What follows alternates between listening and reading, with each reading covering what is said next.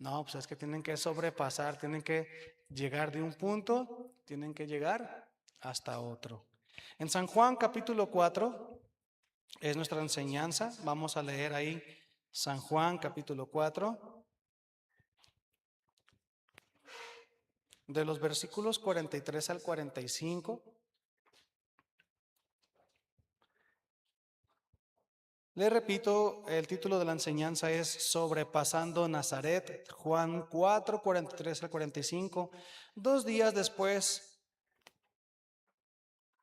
salió de allí y fue a Galilea, porque Jesús mismo dio testimonio de que el profeta no tiene honra en su propia tierra. Cuando vino a Galilea, los galileos le recibieron, habiendo visto todas las cosas que había hecho en Jerusalén, en la fiesta, porque también ellos habían ido a la fiesta. Y de esos 2 versículos, nosotros vamos a aprender muchas cosas, pequeña porción, pero muy sustanciosa. La semana pasada, solamente como para recapitular un poquito, la semana pasada hablábamos de que Jesús está avanzando. Por favor, diga esto: Jesús está avanzando. ¿Lo puede decir otra vez? Jesús está avanzando. Y es importante entonces decirnos a nosotros mismos y decirle a tu vecino: avanza tú también. Dile a tu vecino: avanza tú también. Cosas que vimos en el sermón pasado, Él quiere compartir su gozo contigo. Eso no necesita ya decirlo. Él quiere compartir su gozo contigo. Quiero que pienses en los momentos que te han quitado el gozo, y yo quiero decirte que Jesús quiere compartir su gozo contigo. Él quiere compartir su gozo contigo de 3 maneras. La primera, Él te invita a que seas un sembrador. La segunda, Él te invita a que seas un segador. Y la tercera, Él te invita a que seas un adorador. Si tú siembras la palabra de Dios caminando en tu vida y sembrando la palabra, entonces tú vas a compartir gozo con Jesús. ¿Y quién te va a poder robar ese gozo? Nadie. Y si tú quieres ser entonces, ¿verdad?, una persona que recoja ese fruto, un siervo de Dios que recoge ese fruto que se segó, o sea, llevar almas a los pies en Cristo, eso es recoger el fruto. Discipular personas, visitar enfermos. Tú vas a ser un segador y vas a compartir el gozo. Y bueno, para todos indiscutiblemente es que el Señor quiere compartir su gozo y que seamos adoradores. Hay una conclusión rápida entonces, conforme a lo que vimos la semana pasada. Camina hacia tus metas terrenales y atiende aún tus metas espirituales.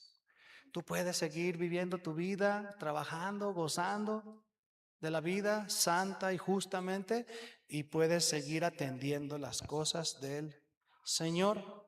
Entonces, ya con esa introducción, nos vamos a preguntar, según el diccionario, ¿qué significa la palabra sobrepasar?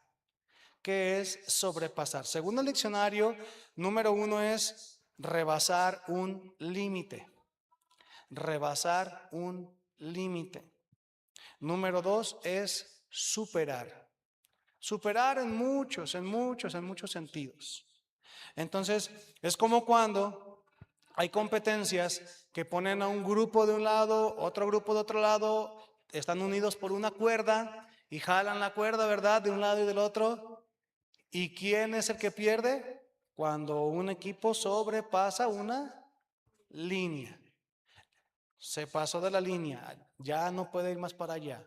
Hasta ahí tenía que haber llegado, ya la sobrepasó, perdió. Es solamente un ejemplo para que usted comprenda lo que es sobrepasar.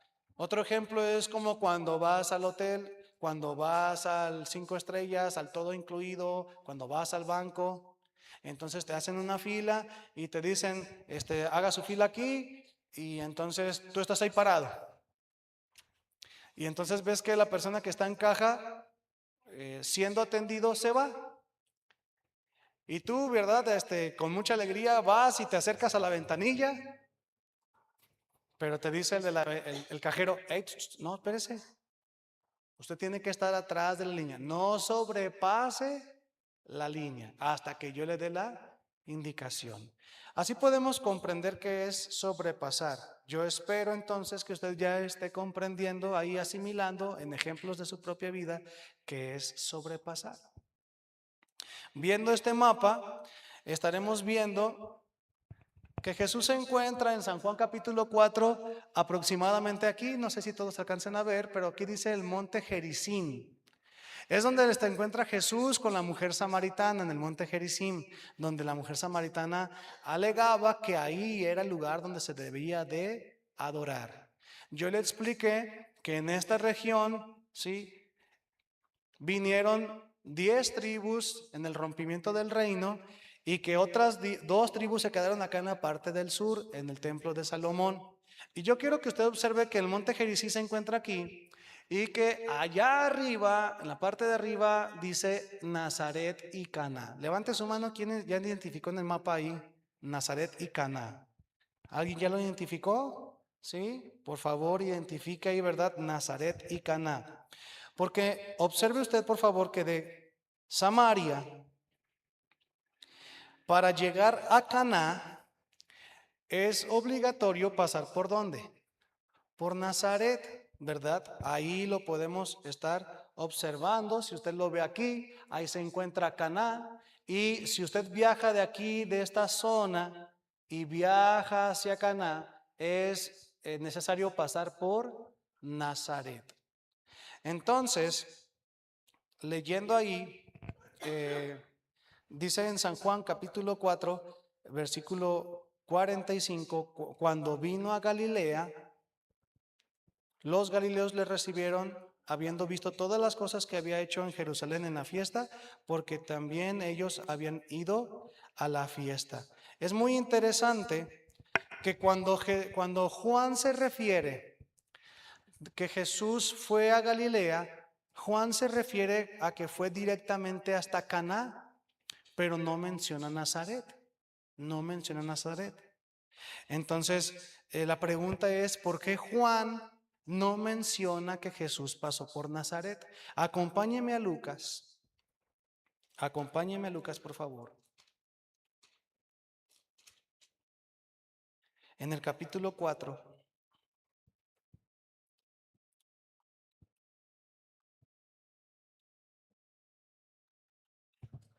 versículos 28 al 30.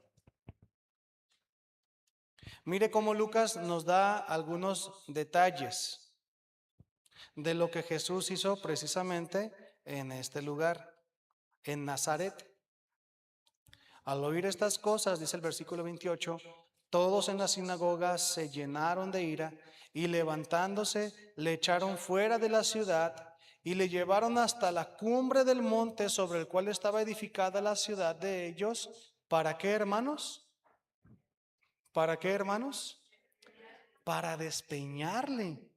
Mas él pasó por en medio de ellos y se fue.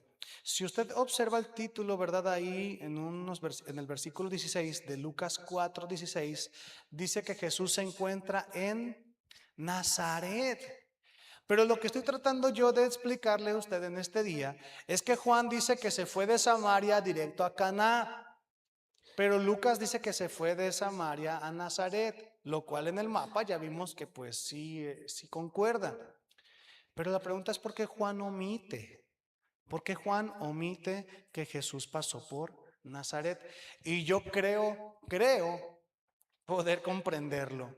Y es que en Nazaret Jesús predica la palabra y Jesús habla a la gente y luego él abre el rollo de Isaías y dice, ¿verdad? He venido a dar vista a los ciegos y salvar al oprimido, ¿verdad? Y este es el día, ¿verdad? En que podemos ver todo esto. Hoy se ha cumplido, dijo Jesús.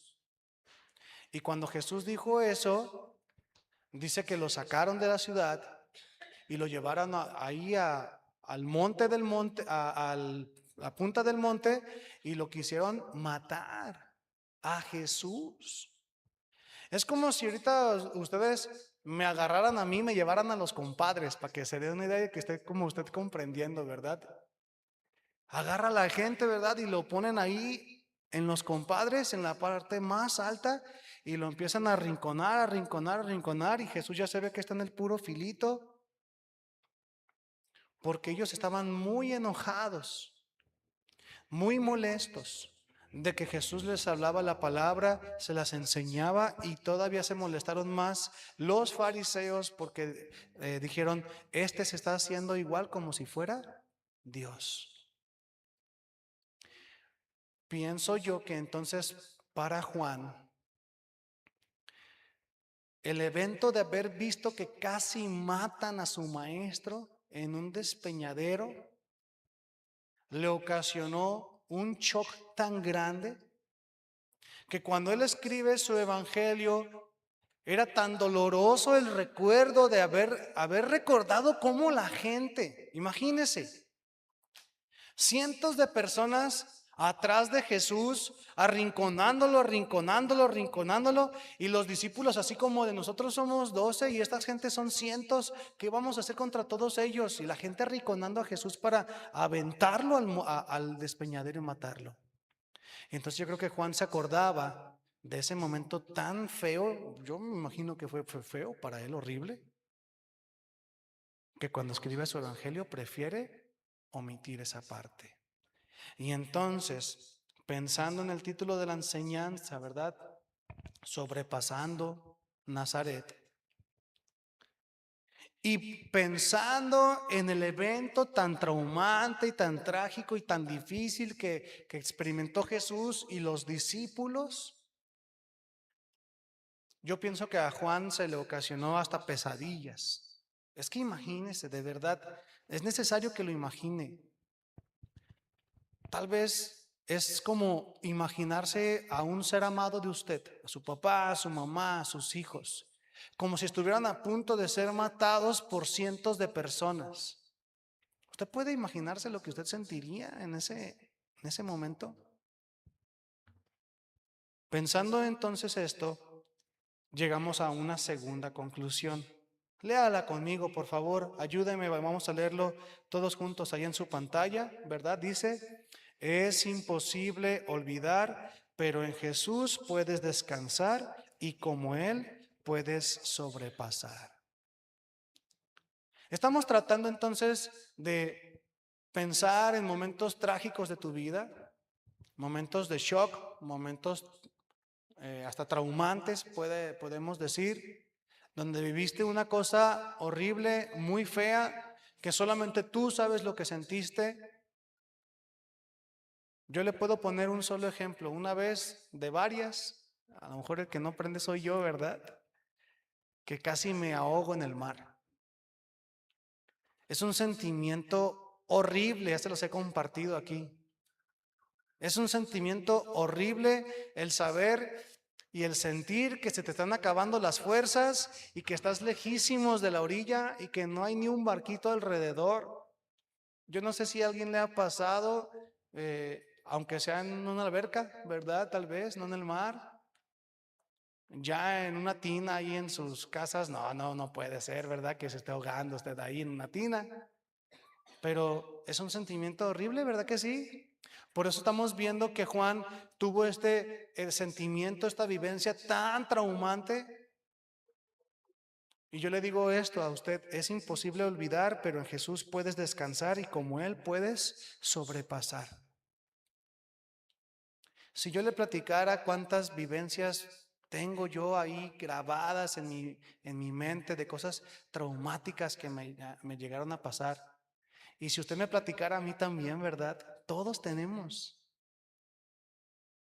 Y hay veces que estamos así como en la vida cotidiana y nos viene a la mente esa vivencia y hasta como que necesitamos hacer tierra para no caernos, para no sangolotearnos, porque nos acordamos y decimos, ay, hasta el aire otra vez sentí que se me fue.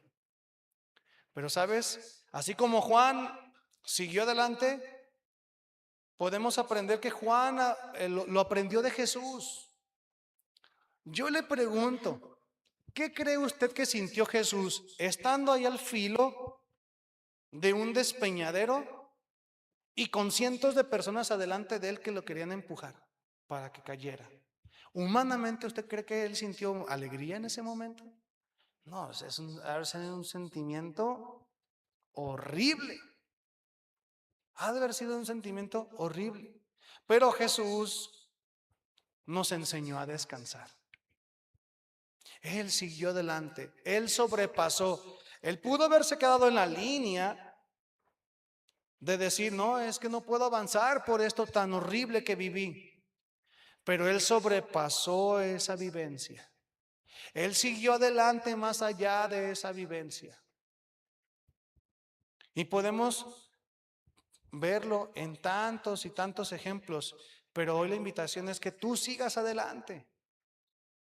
Yo sé que has sufrido cosas muy feas en tu propia salud, has visto parientes que ya no están contigo, has sufrido accidentes tú mismo o tus seres queridos y parece que te quieres detener porque parece que no puedes avanzar, pero recuerda, hazlo como Jesús, Él siguió adelante. Él siguió adelante. No luches y no confíes en ti mismo.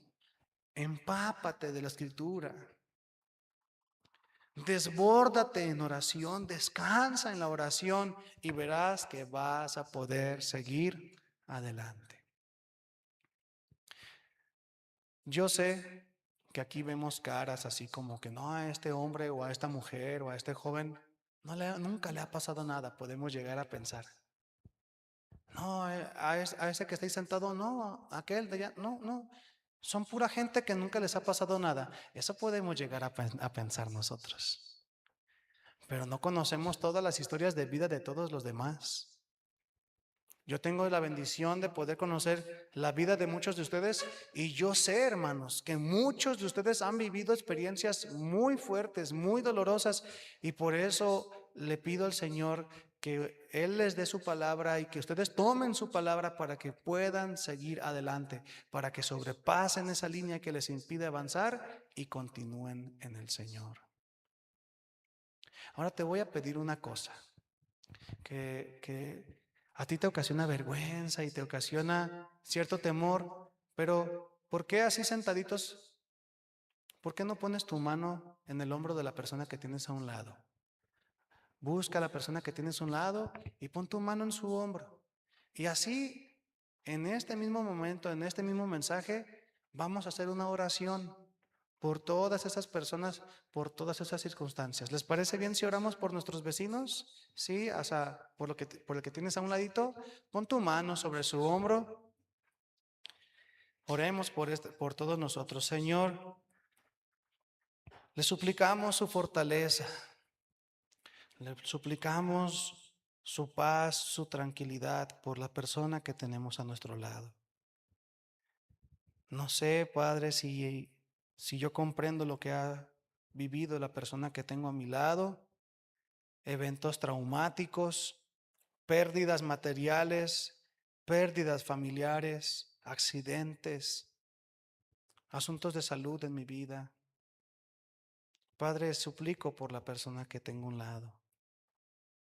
Yo creo que Juan no quiso escribir acerca de la visita de Jesús en Nazaret porque fue traumático para él ver cómo casi matan a su maestro. Pero le damos gracias que usted le dio la fortaleza al apóstol Juan para escribir más adelante todo lo que nosotros teníamos que haber aprendido. Señor, por la persona que tengo a mi lado, le suplico para que pueda sobrepasar ese shock, ese trauma, el cual no le permite avanzar, el cual le hace que se detenga, que se paralice.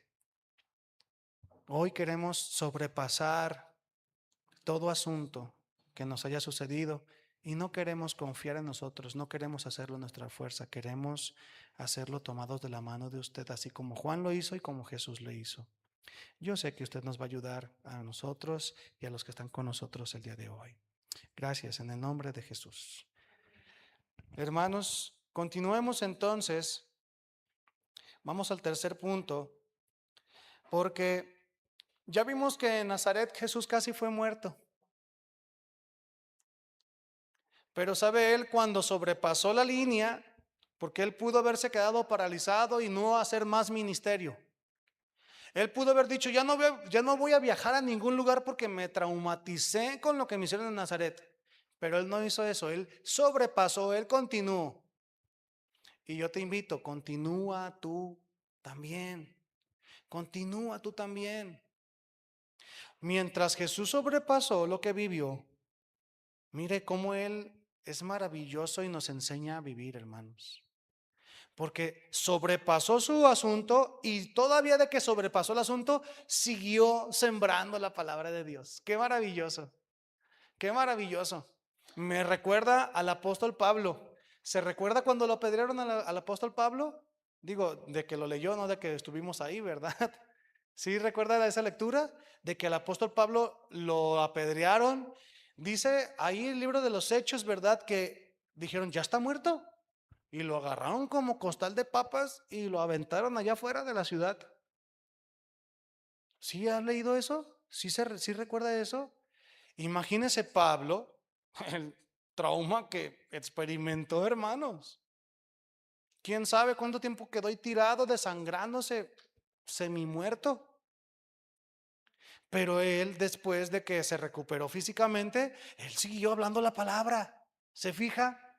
Tenemos que seguir adelante, hermanos, sobrepasar aquello que hemos vivido y seguir sembrando. Jesús sembró antes y después de sobrepasar las cosas. Cuando Jesús visitó Nazaret, él ya sabía que le iban a intentar matar, pero eso no le impidió a él sembrar la palabra del Señor. Jesús sembró antes de sobrepasar. Jesús visitó Nazaret antes que Caná. Esta información la vamos a ver en Marcos, capítulo 6, del 1 al 6.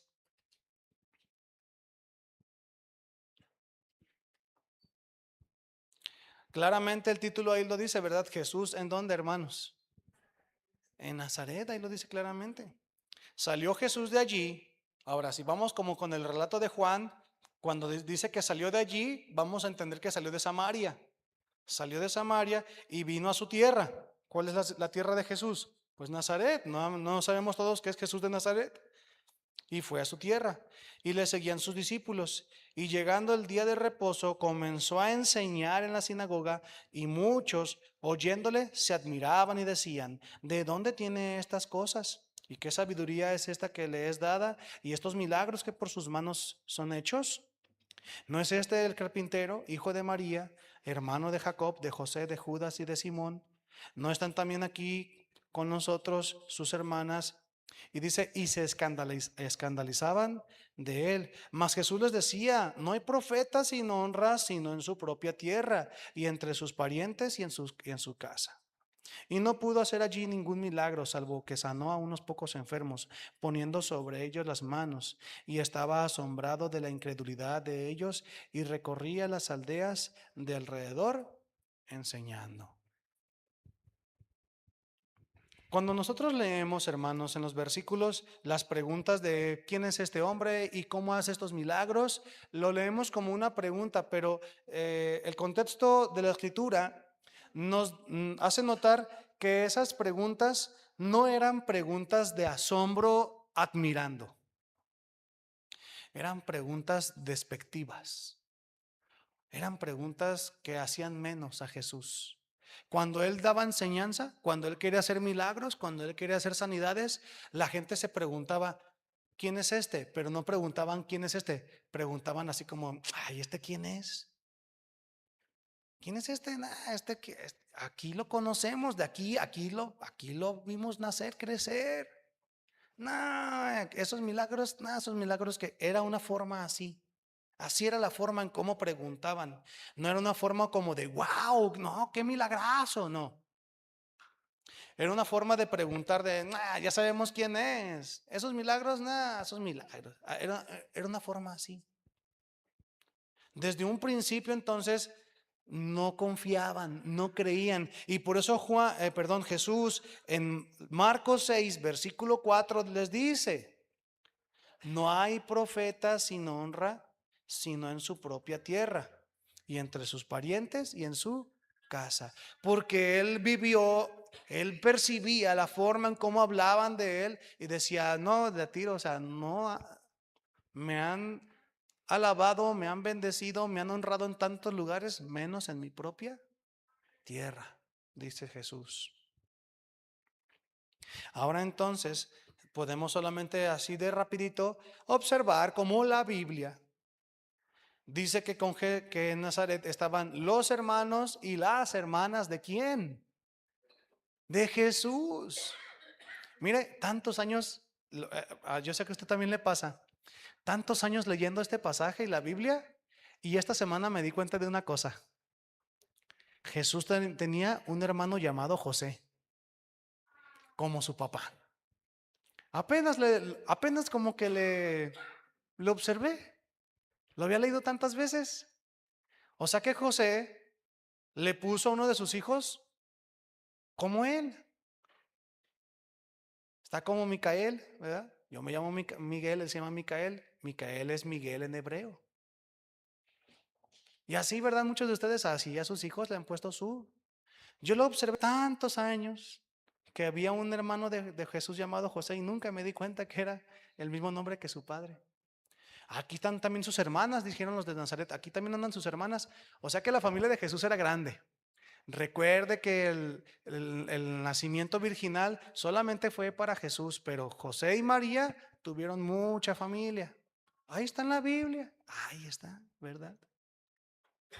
Entonces, en el versículo 3, Marcos 6:3, dice que después de que hacían comentarios despectivos, dice, se escandalizaban de él. ¿Alguien puede hacer como cara de escandalizado? A ver, ¿cuál sería su cara de escandalizado? ¿Cuál? Bueno, tiene que ir acompañada de la manita, ¿verdad? Sí, ¿alguien puede hacer su cara de escandalizado? ¿Sí? Sí, ¿verdad? Dice que se escandalizaban de él. La palabra escandalizo, del griego scandalizo, no hay mucha diferencia, ¿verdad? ¿Usted lo puede mencionar? Escandalizo, ¿verdad? Cuando yo leo que se escandalizaban, yo me imagino eso que le hice ahorita con mi carita, ¿verdad? Con mi muestra, con mi mueca, así de, ¡ah! Así me lo imaginaba. Pero mire, la palabra escandalizo del griego significa poner una trampa. O sea, no significa como que le decían, ay, no, ¿qué es esto? La forma de escandalizo en ese contexto cultural era como de, ay, este está haciendo cosas que no me gustan, le voy a poner trampas para que caiga. Qué interesante, ¿verdad? Qué forma de escandalizarse tan diferente a la nuestra. Una forma es la de ellos, otra forma es la nuestra. La forma de escandalizarse en aquellos días era ponerle trampas a la gente para que cayera en un error. La palabra escandalizo significa poner trampas en conductas o pensamientos correctos para hacerlo caer. Déjale explico esto. La gente sabía que Jesús enseñaba correctamente la palabra de Dios. La gente sabía que los milagros de Jesús eran correctos, pero como no lo querían, le ponían trampas a ver si él llegaba en algún momento a decir, ah, no, sabes que estoy mal. Le ponían trampas para hacerlo dudar. ¿Pero qué lo van a hacer dudar al Señor Jesús? Nadie puede hacer dudar a nuestro Maestro. ¿O sí? ¿Verdad que no? Entonces aprendo una cosa para mí. Así como Jesús, ante el escrutinio de la gente, no se dejaba caer en la trampa, no dudaba de su enseñanza porque era conforme a la palabra, entonces yo, un hijo de Dios, tampoco debo de dudar de quién es mi Salvador. Y cuando hay doctrinas como la pérdida de salvación, ¿verdad? Cuando hay doctrinas, ¿verdad?, acerca de lo que pasa con la gente, que si se puede sacar a la gente del infierno o no, y que el purgatorio, usted no debe de dudar en quién puso su fe, en Cristo Jesús. Porque yo le quiero compartir una cosa a usted. Algo que todos sabemos, pero que muchas veces nos cuesta trabajo poner en práctica. Y es lo siguiente, es que Jesús es nuestra brújula, nuestra guía, nuestro norte de vida, hermanos. No soy yo mismo, no es usted misma, no es tu trabajo, no es tu jefe, no es tu compañero, ni siquiera es tu esposo ni tu esposa. Para los que tenemos mucho amor por nuestra pareja, ¿cómo que ni siquiera mi esposo o mi esposa es mi brújula? No, ni tu esposo ni tu esposa es tu brújula. Tu brújula, tu guía, tu mapa, tu norte, tu dirección se encuentran en Jesús. Pues que mi esposo no quiere ir a la iglesia. ¿Y qué dice la Biblia? Que usted debe de ir a la iglesia a alabar al Señor. No, pero ¿cómo lo voy a dejar ahí solito en la casa? Bueno, ¿a quién amas más? La palabra dice que debes de amar sobre todas las cosas a tu Señor. Y la misma aplica, ¿verdad? Para los padres con sus esposas, para los padres con sus hijos o los esposos con sus esposas. Es que mi hijo no quiere ir a la iglesia. Aquí me voy a quedar.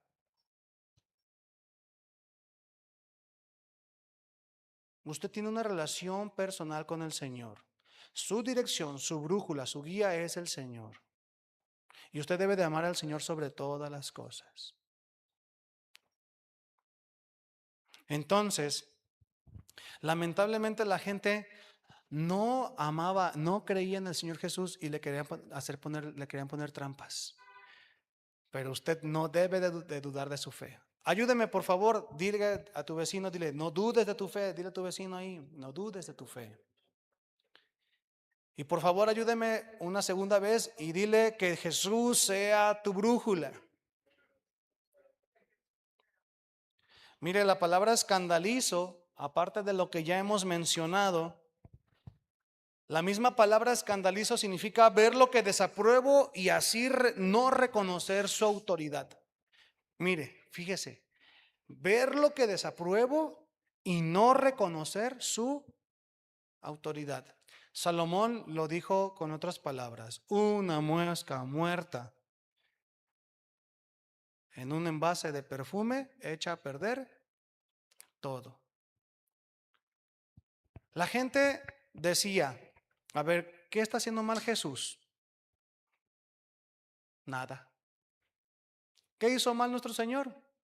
Nada, hermanos. Pero entonces la gente decía, como no hace nada malo, yo voy a escandalizarme, decía la gente. O sea, yo voy a ver lo que no me gusta en él y encontrando una cosa que no me gusta en él, para mí no va a tener autoridad. Y entonces la gente encontró muchas cosas por las cuales no reconocer su autoridad. Nosotros, hermanos, tenemos que seguir adelante, reconocer la autoridad de Jesús. Y yo te estoy bien segurito que muchas veces has leído muchos pasajes bíblicos donde tú has dicho, esto no me gusta. No, esto está muy difícil. ¿Verdad que sí? Todos hemos visto así en la palabra. Esto no. Hermanos, Jesús es Dios. Y nuestro Dios demanda obediencia de su pueblo. Nos guste o no nos guste, tenemos que obedecer al Señor. Ahora necesito un amén con alegría para eso. ¿Alguien puede decir amén? Escuché dos que tres tristes. Bueno, amén.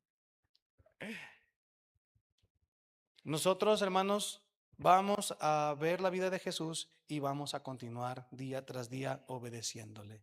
Entonces, en San Marcos capítulo 6, versículo 4, nos va a ayudar a llegar a la conclusión. Mire cómo dice el versículo 4. Mas Jesús les decía, no hay profeta sin honra, sino en su propia tierra y entre sus parientes y en su casa. ¿Cuál es la conclusión para nosotros en este punto? En tu tierra, con tus parientes y hasta en tu casa, no reconocerán la autoridad que te fue dada. Yo le voy a decir una cosa. Yo camino con el pecho bien salido porque yo soy hijo de Dios. Hay gozo en mi vida como usted no lo puede imaginar. pase lo que me pase, yo encuentro tanta satisfacción, tanto gozo, tanta bendición en ser hijo de Dios. ¿Usted también? Mira, como 3. A ver, ¿usted también? Como 50 ya. Ah, qué bárbaros, ¿eh? Hermanos, usted tiene que entender que Jesús en Nazaret no fue reconocido como Salvador, como Señor. Y usted está ahí, ¿verdad? Con su padre, papá, cree en Jesús, papá, cree en Jesús, esposo, cree en Jesús, esposo, por favor, esposa, por favor, hijo, por favor.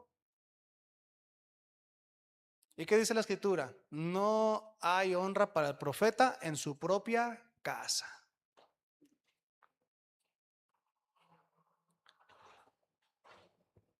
¿Usted va a dejar de ser hijo de Dios nomás porque su casa no cree? No. Usted va a seguir siendo hijo de Dios.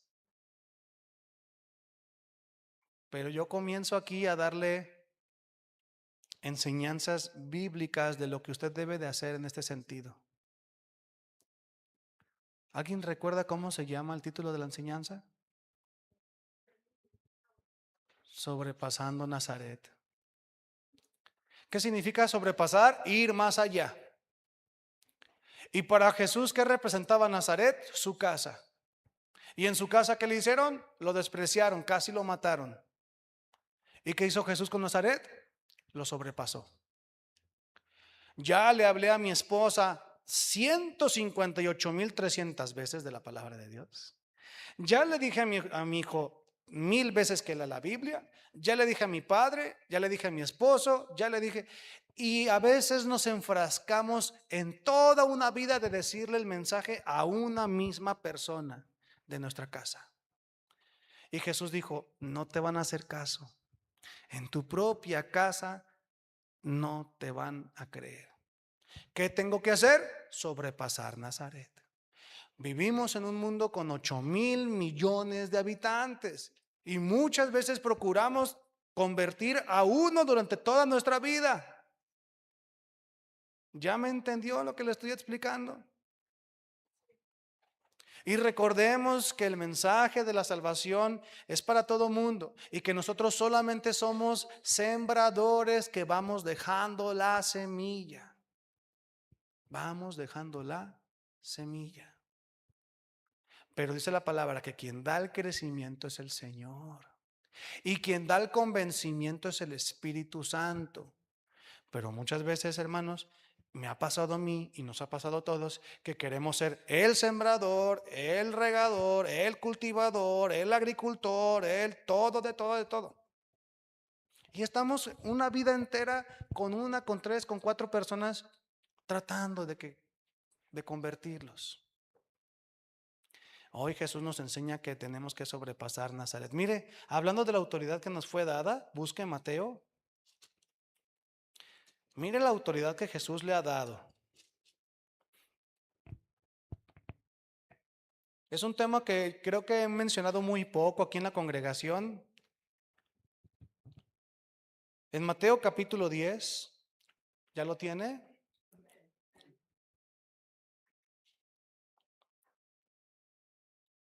Versículo 16. Mire la autoridad que el Señor nos ha dado y observe también la forma en cómo vamos a llevar esto que el Señor nos ha encomendado. Dice, he aquí, yo los envío como a ovejas en medio de ¿qué? ¿Qué hace el lobo con la oveja? ¿Verdad?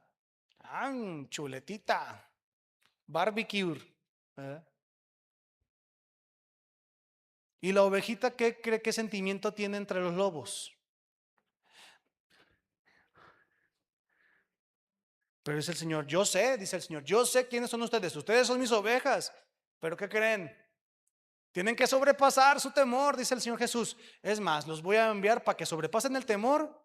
Los voy a enviar en medio de ¿qué? Ay, Señor, no me ayudes tanto, ¿verdad? No me eches la mano tanto, ¿verdad? Los envío como ovejas en medio de lobos.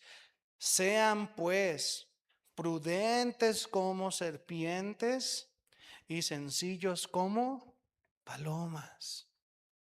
¿Por qué prudentes como serpientes? Porque si la serpiente ve que hay peligro, mire, sale de ahí, sale rápido. Son ágiles, son hábiles, son inteligentes. Las serpientes tienen esa característica. Entonces, no es que nos andamos diciendo nosotros unos a otros que somos serpientes, ¿verdad? No se trata de eso, no estamos diciendo eso. Se trata de que seamos astutos, veloces, inteligentes, prudentes. De la misma manera como una ¿qué? Paloma, que la paloma es sencilla. ¿Cuándo ha visto una paloma flaca para empezar? Nunca.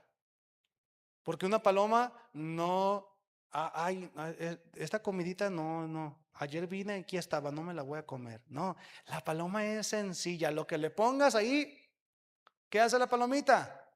Se lo come. Es sencilla en su vida, no es exigente. Reconoce la mano que le está dando las cosas y dice gracias y lo toma y se lo lleva. Entonces, hermanos, en nuestras vidas vamos a tratar de compartir la palabra. En nuestra casa, en nuestra ciudad, en nuestra propia familia, pero muchas veces nos van a ignorar. Tenemos que ser prudentes como serpientes, sencillos como palomas y saber que el Señor Jesús ya nos lo dejó bien dicho. Somos como ovejas entre lobos. Así que lo siguiente, ya para comenzar a concluir, que vamos a desmenuzar, es que Jesús no solamente sembró poco, sino que Él sembró cuanto pudo. ¿Puede decir esto, por favor? Sembró cuanto pudo. Eso lo encontramos ahí en Marcos capítulo 6.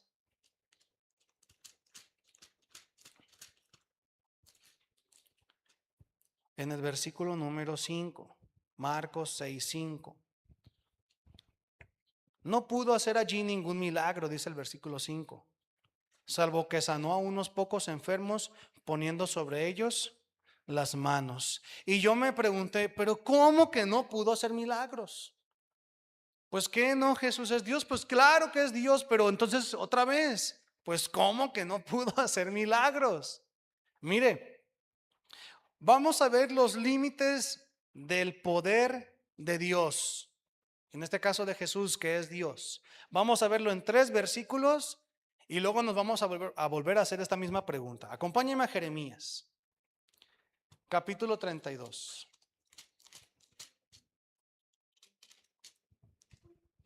Jeremías 32, 17.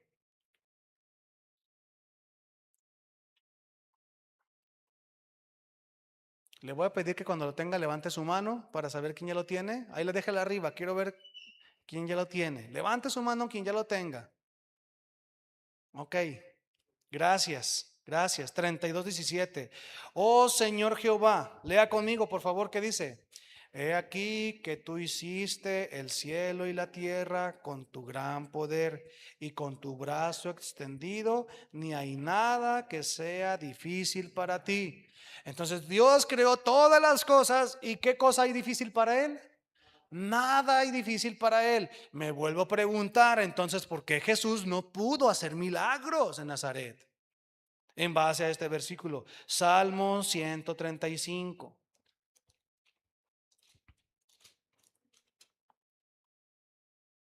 Versículo 6. Y otra vez le voy a pedir que levante su mano cuando yo lo tenga y que ahí la deje, ¿verdad? Salmo 135, 6. Gracias, ya puede bajarla. Vamos a leerlo juntos, dice, todo lo que Jehová quiere, lo hace. En los cielos y en la tierra, en los mares y en todos los abismos. Y vuelvo a preguntarles, ¿tiene límites el poder de Dios según este versículo? No, todo lo que Él quiere, todo eso Él lo hace. Pero dice en Marcos que Jesús no pudo hacer milagros en Nazaret. Y entonces yo sigo así como pensando, ¿qué pasa? Isaías capítulo 40.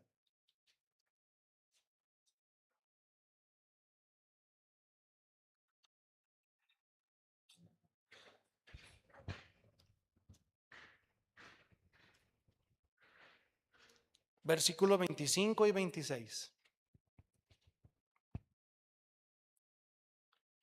Y ahora no le voy a pedir que levante su mano. Gracias para los que ya estaban ahí como así como hasta agarrando la mano para que no se fuera, ¿verdad? Mire cómo dice Isaías 40, 25 y 26. ¿A qué pues me haréis semejante o me compararéis? Dice el santo. 26. Levantad en alto vuestros ojos y mirad quién creó estas cosas. Él saca y cuenta su ejército y a todas llama por sus nombres. Ninguna faltará. Tal es la grandeza de su fuerza y el poder de su dominio. Entonces no hay límites para el poder de Dios, pero vuelvo a preguntarme por qué no pudo hacer milagros entonces en Nazaret. Y entonces encuentro la respuesta. Jesús actuó en base a la fe de ellos. No que Jesús no pudiera porque él estaba limitado en alguna forma, es que él actúa en base a la fe de ellos. Depende de la cantidad de fe que tenga la persona, depende de la forma en cómo va a actuar él. Porque lo que quiere mostrar él no es su poder ha sido mostrado por siglos y por años, hermanos. Él quiere mostrar esto que le estoy mencionando, que la gente necesita tener confianza, plena certidumbre en él, y las cosas son hechas. Por eso entonces, recuerdo, ¿verdad? Esta frase tan repetida en los evangelios. Él dijo, tu fe te ha salvado. Y luego ya entra ahí como el dilema teológico. Entonces, ¿fue la fe o fue Jesús? Y si es la fe, entonces, ¿necesito a Jesús o necesito solamente la fe? Muchos están así en dilema teológico, ¿verdad? Y es claro que Jesús decía, tu fe te ha salvado, diciendo, tu fe en mí te ha salvado. Se lo repito, Jesús nos enseña que tu fe en mí, o sea, en Jesús, es lo que ayuda, lo que salva, lo que mueve. A la mujer en casa de Simón, ¿se acuerda de esa historia para los que han leído la escritura? Este hombre que le invita a Jesús a comer y entonces se sientan a la mesa y comen y luego llega una mujer, ¿verdad? Y lava los pies de Jesús. Y Jesús le dijo, mira, no te enojes con esta mujer porque yo entré y ni agua me ofreciste, Simón. Estoy aquí sentado contigo y no me estás atendiendo. Y te molestas porque esta mujer viene y me atiende a mí. Y le dijo a esa mujer, mujer, tu fe te ha salvado. Para los que han recordado los evangelios, Bartimeo el ciego, eran como 10 hombres los que recibieron la vista y Jesús les dijo, ve, ya haz lo que debas de hacer. Y solamente él regresó con Jesús de 10 y le dijo, Bartimeo, tu fe te ha salvado. Y el leproso, que le pasó igual, el único leproso que regresó. Y a ese leproso le dijo, tu fe te ha salvado. Entonces, en Marcos encontramos en el capítulo 6 que Jesús se asombró de la incredulidad de ellos. La palabra incredulidad del griego apistía. Por favor, diga apistía. Usted sabe que la palabra pistis significa fe, confianza. Y el prefijo a significa sin. Apistía, sin fe, sin confianza. La palabra apistía significa desconfianza, infidelidad, falta de fe, pero sobre todo en el poder divino o en las promesas. La gente no tenía confianza en Jesús.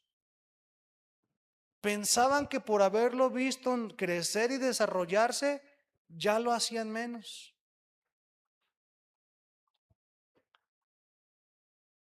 Tal vez entonces tengamos que tocar este punto y es muy necesario. La gente de Jesús no tuvo fe en él, pero él sembró la palabra, sanó, enseñó y después sobrepasó Nazaret. ¿Qué te estoy diciendo? ¿Que vayas a hacer milagros hasta tu casa? No te estoy diciendo eso. Te estoy diciendo que vayas y enseñes la fe en tu casa. Que vayas y enseñes la fe a tu familia y se las enseñes 1 y 2 y 3 veces y después tú comprendas que no hay profeta con honra en su propia tierra. Y continúa, por favor, continúa sembrando la palabra de Dios en tantos entornos que el Señor te ha dado. Hay muchísimos lugares donde puedes hablar la palabra. Concluyo entonces en el versículo número 6 de Marcos 6. Marcos 6:6.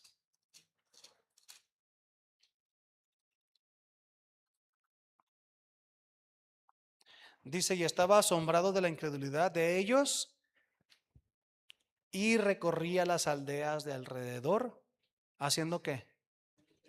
Enseñando. Se asombraba de la falta de fe y entonces sobrepasó su propio entorno y se fue a las siguientes aldeas. Hermanos, ¿ya le hablaste a tu compañero de trabajo? ¿Cuántas veces? ¿Ya lo invitaste? Es más, quién sabe, ya hasta vino alguna ocasión. Ya le dijiste a tu padre, a tu esposo, a tu esposa, cree. Ahora ya es tiempo entonces de que sobrepases. Sigue adelante, sigue sembrando, sigue cultivando la palabra de Dios, sigue enseñándola, pero ya ve a las aldeas de alrededor. Me llama mucho la atención algo que aprendo. No se trata de abandonar a nuestra familia para siempre en el sentido de la enseñanza de la Biblia. El día de mañana, si alguien te pregunta, gloria a Dios, ve y enséñale. ¿Por qué dice que Jesús estaba recorriendo las aldeas alrededor? Porque estando tú alrededor, puedes hacer varias cosas. Número 1, como él se mantenía atento de Nazaret, andando alrededor, él se mantenía atento. Enseñando él alrededor, en las aldeas alrededor, él les enseñaba a los de Nazaret indirectamente. Porque lo que enseñaba Jesús en una aldea, luego lo escuchaban los de Nazaret. Y estando alrededor, él estaba disponible. Entonces, haz esto tú. Ya le hablaste a tu familia, ya le compartiste. Ahora ve a las aldeas alrededor, ve con las personas de tus entornos y entonces estate atento, estate disponible para lo que se necesite.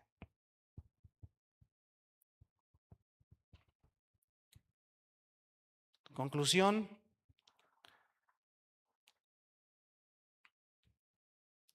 Regresando poquito al inicio del sermón, de por qué Juan sobrepasó Nazaret. Dijimos que porque vivió un evento tan trágico, traumante, difícil para él. ¿Cuál es mi consejo para ti? Basado en la palabra de Dios.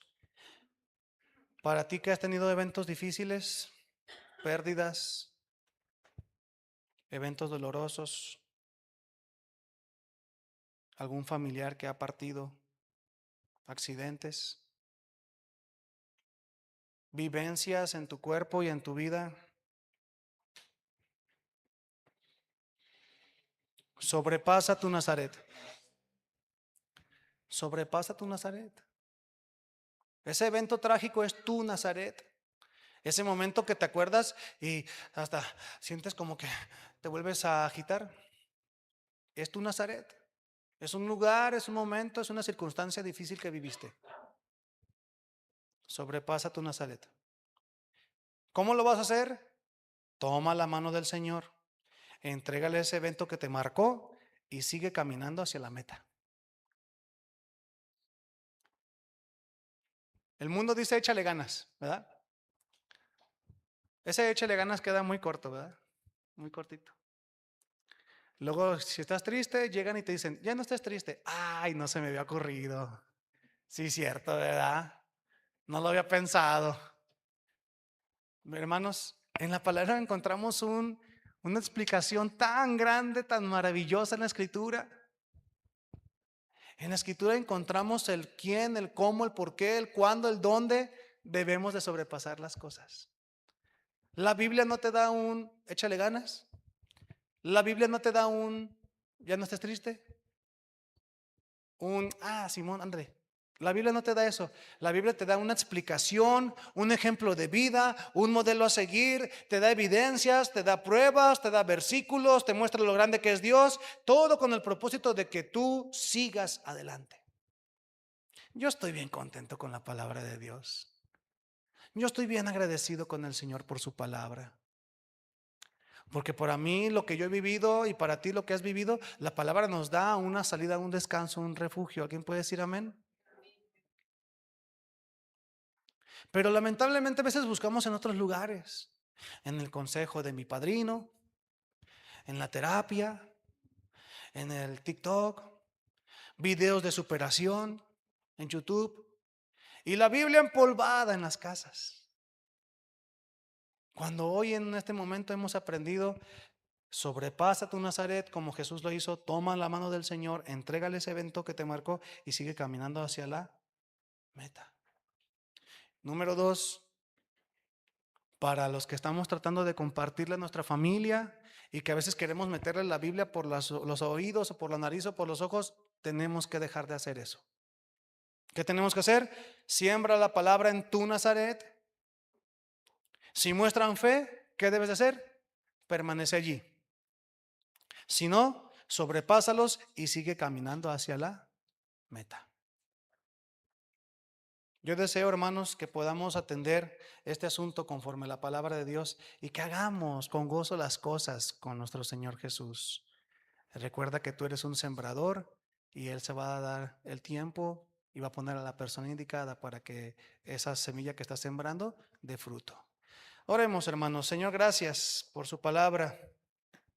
Estamos gozosos de ser sus hijos, maravillados de cuánto aprendemos según su escritura. Tantos consejos, tantas formas prácticas que nos da usted en su palabra para seguir adelante, para ir hacia la meta, caminar más y más. Padre, amamos tanto a nuestras familias, amamos tanto a nuestros padres, nuestros tíos, nuestros hermanos, nuestros hijos, nuestros esposos, esposas, que desearíamos, Señor, que abrazaran la fe que nosotros tenemos en usted, así como lo hicimos nosotros. Pero no podemos obligar a nadie. Entendemos que nosotros somos sembradores, usted da el crecimiento y el Espíritu Santo se encarga de dar la convicción de pecado, justicia y juicio. Hoy le suplico para que todo evento trágico que hayamos vivido en algún momento de nuestras vidas lo podamos sobrepasar. Un accidente, un atentado contra nuestro cuerpo, una pérdida material, una pérdida familiar, un asunto de salud. Ayúdenos a sobrepasar todo eso y a encontrar gozo en la vida que usted nos ha dado, Señor. Y también ayúdenos, por favor, a sobrepasar nuestro propio Nazaret y llevar la palabra a todos los pueblos que están alrededor. Gracias, Señor. Su palabra nos trae descanso, refugio y ánimo. Gracias, Padre. En el nombre de Jesús. Amén. Que tengan bonita semana, mis hermanos. Dios los bendiga.